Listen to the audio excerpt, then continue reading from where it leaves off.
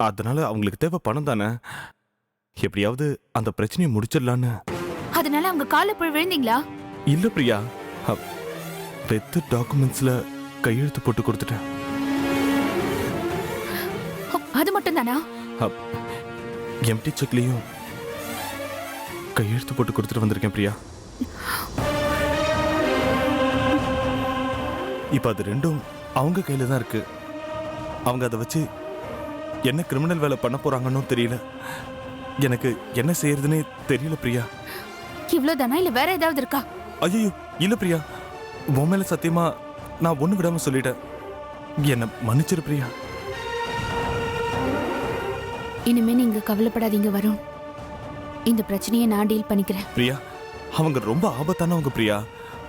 பெரிய ரவுடி கூட்டத்தையே கையில வச்சிருக்காங்க. அவங்க கிட்ட மோதினா நம்ம உயிருக்கு ஆபத்து வந்துடும். உங்களை இந்த பிரச்சனையில இருந்து காப்பாத்துறதுக்காக நான் எதையும் சந்திக்க தயாரா இருக்கேன். இனிமே இது உங்க பிரச்சனை இல்ல, ஏன் பிரச்சனை. அவளா நான் பாத்துடுறேன்.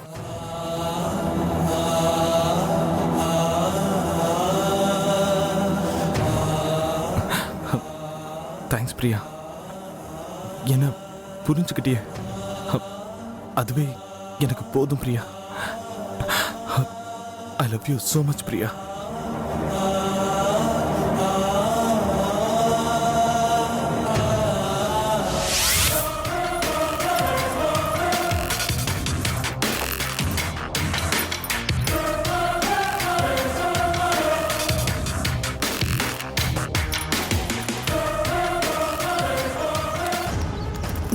ஏய் எங்கடா போற?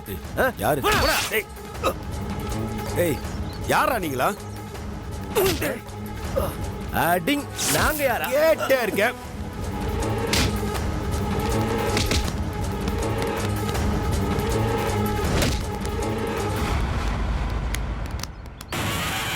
ஏய்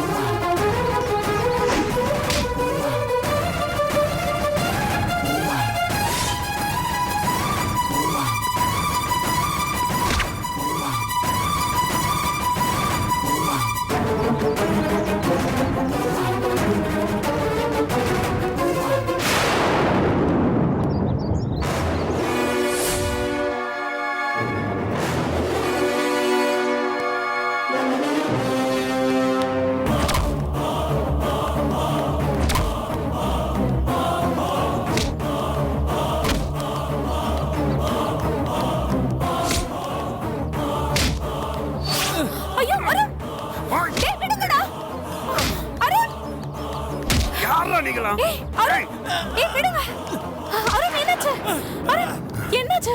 யார் இவங்க? அருண்!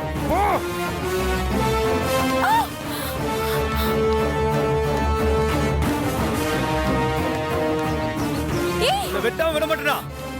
ஏய் ஏய் ஓடி ஏய் ரம்யா அவளை விடுடா. ஏய் அருண் அவளை விடுடா. ஏய் ஓடுடா. ஓடுடா. விடுடா.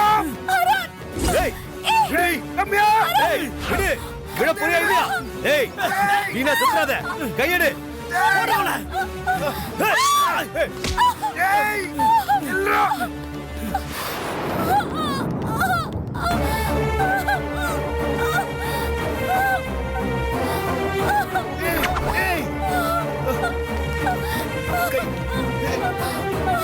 ரம்யா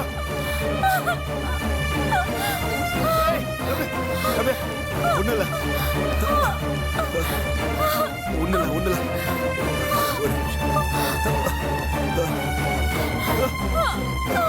கை கை ஒண்ணுல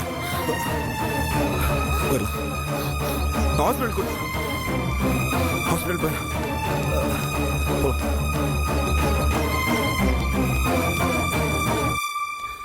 டேய்.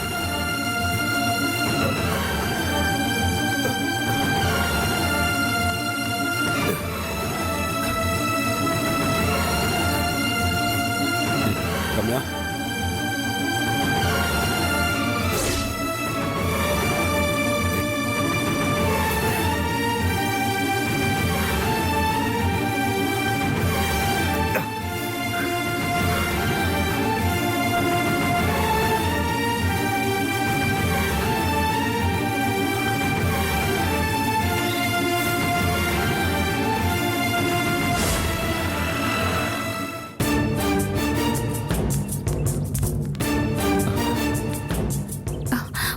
வருண், ஏன் தயங்கி நிக்கிறீங்க? வாங்க உள்ள போலாம். பிரியா, இதை நம்ம 2 பேரும் நேரடியா டீல் பண்ண வேண்டாம் பிரியா. வேற யாரையாவது வச்சு டீல் பண்ணிக்கலாம். வருண், நீங்க சும்மா பக்கத்துல நின்னா போதும். எதுவா இருந்தாலும் நான் பாத்துக்கிறேன். வாங்க போலாம், வாங்க. அண்ணே, தங்கச்சி. இந்த வருண் பையனை ஒரு வழி பண்ணணும்னே. அப்படியே செஞ்சிடலாமா? கடைசி நேரத்துல அவன் பணம் தராம ஏமாத்திட்டான். என்ன? வெத்து பத்திரத்துல அவன் கையெழுத்து போட்டிருக்கான். இதுல அவன் வீட்டை எழுதி வாங்கின மாதிரி ஒரு செட்டப் பண்ணுங்க. சரிம்மா. இந்த செக் லீஃப்ல 50 லட்சம் ஃபில் பண்ணிருக்கேன். இது பேங்க்ல போட்டு பவுன்ஸ் பண்ணிடுங்க. சரிம்மா. அப்பதான் அவனை போலீஸ் கிட்ட சொல்லி உள்ள வைக்க கரெக்டா இருக்கும். சரிம்மா. யாரடி உள்ள வைக்கிறது? இப்போ நான் வந்திருக்கேன்டி, உன்னை தூக்கி உள்ள வைக்கிறேன். இவன் யாருன்னா இவ? என் வீட்டுக்குள்ள வந்து எனக்கே சவால் விடுறா. நான் தாண்டி வருணோட பொண்டாட்டி. வருண் முறைப்படி தாலி கட்டின பொண்டாட்டி. என் புருஷனை ஏமாத்தி வாங்கின அந்த பத்திரத்தையும் செக்லீஃபையும் தரியா இல்லையா? வாங்க போற நீ. என்ன என் ஆசை மாமா, என்ன மறந்துட்டியா? நீயும் நானும் எப்படிலாம் சந்தோஷமா இருந்திருக்கோம். நீ மட்டும் வந்த போதாதா? உன் பொண்டாட்டி எதுக்கு கூட்டிட்டு வந்த? ஓ, நீயும் நானும் எவ்வளவு அந்யோன்யமா இருக்கும்னு காட்டுறது கூட்டிட்டு வந்தியா? வா மாமா. ஏய் சி, கையெடு. ஏன் புருஷன் மேல கையை வைக்கிற? கை வச்சா உன்னை வெட்டிடுவேன். மரியாதையா செக்லீஃபையும் பத்திரத்தையும் கொடு. குடுக்கலன்னா என்னடி பண்ணுவ? என் மாமா கேக்கட்டும், என்ன வேணாலும் குடுக்குற. இந்தாடி, இப்ப நான் கொடுக்கறேன், வாங்கிக்கோ.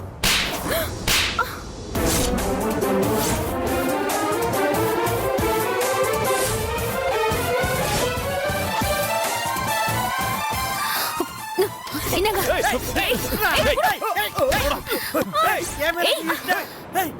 இந்த சவுண்ட் விடுற வேலையெல்லாம் என்கிட்ட வச்சுக்காத, சங்க அறுத்துருவேன். ஏய், என் வீட்டுக்குள்ள வந்து என் மேலே கை வச்சிட்டியா? உன்னை சும்மா விட மாட்டேன்டி. அதான் வச்சுட்டேன்ல. இத பாரு, கடைசியா உன்னை எச்சரிக்கிறேன். என் புருஷனை ஏமாத்தி மிரட்டி எடுத்த போட்டோவெல்லாம் என்கிட்ட ஒப்படைச்சிரு. இந்த பணம் பறிக்கிற வேலையெல்லாம் இதோட விட்டுரு. இன்னியோட ஊரை காலி பண்ணிட்டு எங்கேயாவது ஓடிருங்க. இல்ல எல்லாரும் கம்பி எண்ணுவீங்க.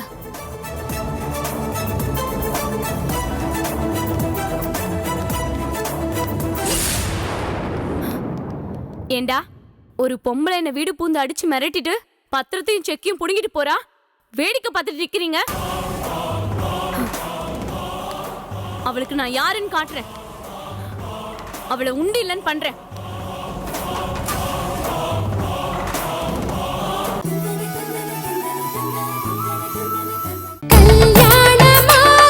ஆனால் எதெல்லாம் மகிழ்ச்சி அப்படின்னு எடுத்து பார்த்தோம் அப்படின்னா, பாரதியார் பக்கத்தில் வந்து கொஞ்சம் அந்த மீசையெல்லாம் சுருட்டி வச்சுட்டு கொஞ்சம் ஒரு மிரட்டுவார். ஏன்னா அவர் தொடங்குறதே எத்தனை கோடி இன்பம் வைத்தா எங்கள் இறைவா அப்படின்னு. அடுத்த வேளை சாப்பாடு கிடையாது, 5 ரூபாய் கடன் கொடுக்க ஆள் கிடையாது, வீட்டில் அரிசி கிடையாது, உப்பு கிடையாது, புளி கிடையாது, பருப்பு கிடையாது. எப்போ இந்த இடத்த விட்டு ஓடணுமோ, பாண்டிச்சேரி எல்லைக்குள்ள காலை வைக்கணுமோ அப்படிங்கிற நித்திய பயத்தில் இருக்கக்கூடிய அந்த மனசுல எத்தனை கோடி இன்பம் வைத்தா எங்கள் இறைவா அப்படின்னு சொல்ற அளவுக்கு விலாசமாகவும் விகாசமாகவும் இருக்க முடியும் அப்படின்னா, ஏதோ ஏசி ஒர்க் பண்ணல அப்படிங்கிறதுக்காக வருத்தப்படக்கூடிய இனமா நாமெல்லாம்.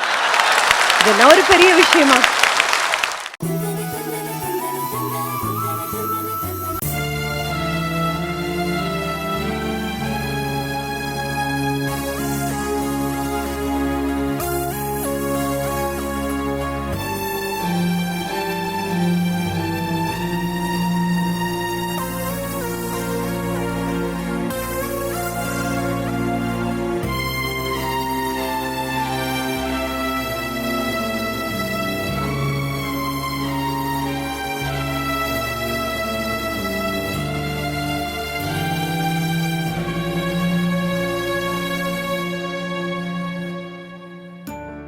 ரம்யா, ரொம்ப வலிக்குமே, எப்படி தாங்கிக்கிற?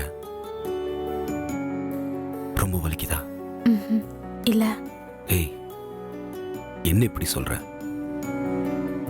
இந்த கையில ஒரு 4 தையல், இந்த கையில ஒரு 6 தையல், வலிக்கலங்கிற? நீதான் என்ன தாங்கிட்டு இருக்கல்ல. ஏன் இப்படி ஒரு காரியத்தை செஞ்ச ரம்யா? கத்திய போய் கையில பிடிக்கலாமா? கையில பட்ட இந்த கத்தி மாறி வயிற்றுல குத்தி இருந்தா என்ன இருக்கும்? செத்து போயிருப்பேன். எனக்காக நீ 2 சொட்டு கண்ணீர் விட்டிருப்பல்ல. எங்கிருந்து உனக்கு இந்த தைரியம் வந்தது ரம்யா? உனக்காக தான் மச்சி. உன்னை பின்பக்கமா ஒருத்தன் கத்தியால குத்த வந்தான். அத பார்த்துட்டு என்னால சும்மா இருக்க முடியுமா? அவன் உன் பின்னாடி வந்தத நீ கவனிக்கல. விட்டா அவன் உன்னை குத்திருப்பான். அதான் நான் பிடிச்சிட்டேன். என்ன ஆனாலும் பரவாயில்லன்னு நான் தைரியமா கத்திய பிடிச்சிட்டேன். நான் செத்தா கூட பரவாயில்ல மச்சி. ஆனா நீ இருக்கணும், ஏய் ரொம்ப நல்லா இருக்கணும். ஏய், ஆனா நீ செத்துட்டா நிச்சயமா நான் நல்லா இருக்க முடியாது. அதான் நானே உன்னை காப்பாத்தணும்னு துணிஞ்சிட்டேன்.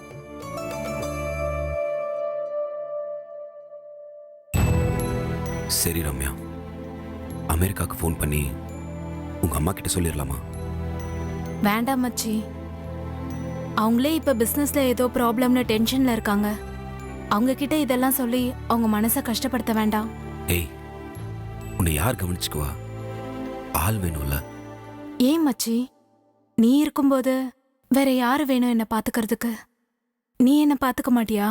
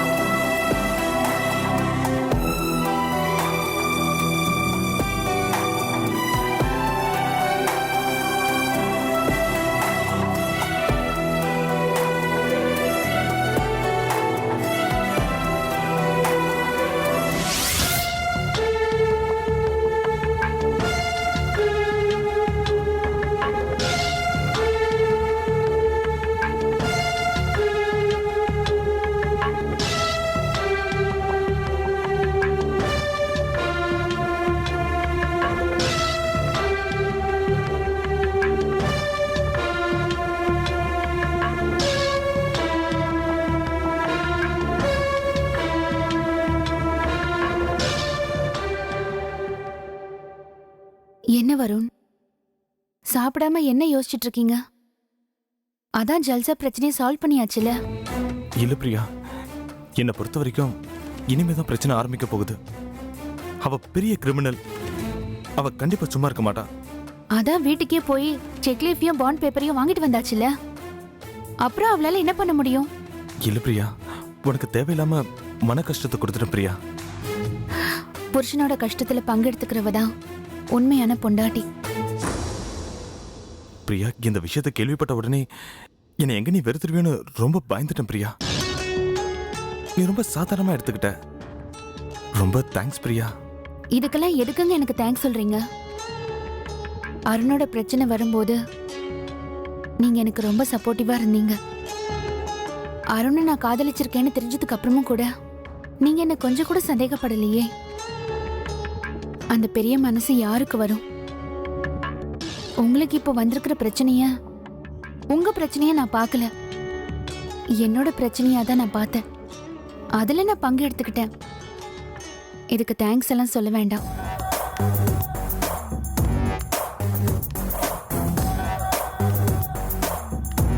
மிஸ்டர் வருண்,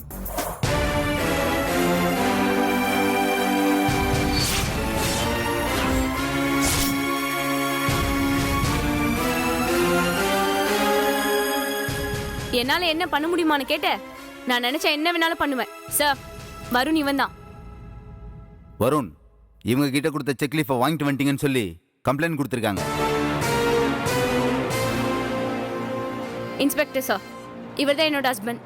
இவரோட முதல் பொண்டாட்டி நான் தான். என் கூட பண்ண முதல் கல்யாணத்தை மறைச்சிட்டு ரெண்டாவது இவ்வளவு கல்யாணம் பண்ணிக்கிட்டாரு. இவர் கட்டின தாலி இதோ இருக்கு பாருங்க.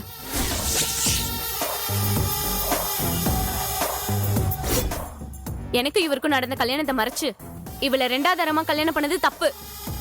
இவரோட என்ன சேர்த்து வைங்க இன்ஸ்பெக்டர். என்னை ஏமாத்தினதுக்காக இவர் அரெஸ்ட் பண்ணி எனக்கு ஒரு நல்ல லைஃபை கொடுக்க சொல்லுங்க. சார், இல்ல சார், இவ போய் சொல்றா. மிஸ்டர் வருண், இவங்க கொடுத்த கம்ப்ளைண்ட் பேர்ல உங்களை அரெஸ்ட் பண்றேன். இல்ல இன்ஸ்பெக்டர் சார், என் ஹஸ்பண்டை நீங்க கைது செய்யாதீங்க. அவர் நிரபராதி. இந்த பொம்பளை ஒரு ஃப்ராடு. இவளுக்கு இவளே தாலி கட்டிக்கிட்டு என் ஹஸ்பண்ட் கட்டினதா பொய் சொல்றா. இவ ஒரு ஃப்ராடுங்கறத நிரூபிக்க என்கிட்ட நிறைய ப்ரூஃப் இருக்கு. அதெல்லாம் ஸ்டேஷன்ல பாத்துக்கலாம். மேடம், இப்போதைக்கு இவரை நான் அரெஸ்ட் பண்றேன். வாங்க சார், ஸ்டேஷன்ல போய் பேசிக்கலாம்.